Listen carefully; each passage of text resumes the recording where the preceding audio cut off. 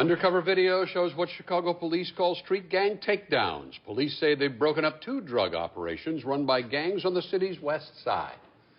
Good evening, I'm Ron Majors. And I'm Karen Jordan, in for Cheryl tonight. Mayor Emanuel and Police Superintendent Gary McCarthy say despite the success of these drug arrests, the real test in subduing street gangs is yet to come. ABC 7's Paul Meinke is here with details. Paul. Karen, Ron, if gun violence is largely driven by street gangs, and if the lifeblood of street gangs is narcotics, the design for police is smother the street sales, arrest the dealers on tougher federal charges if that's possible, and then reclaim the neighborhood. Police today announced the arrest of over 50 members of 2 West Side gangs on narcotics charges after targeting a couple of different neighborhoods. The plan for reclaiming the streets of those neighborhoods, however, remains something of a work in progress.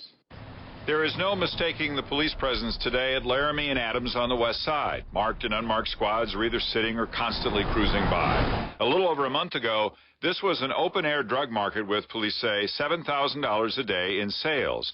After a series of controlled buys, police made 15 arrests, and by their presence now wish to send a message, no more drugs here. They did the same with another gang in the Lawndale neighborhood, even more arrests, some on federal charges. What we're going to do different is those locations where those markets existed are not going to be returned to those narcotics dealers.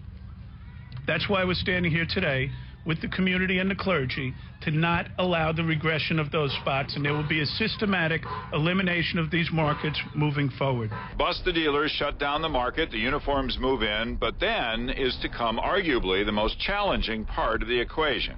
The real test isn't just today.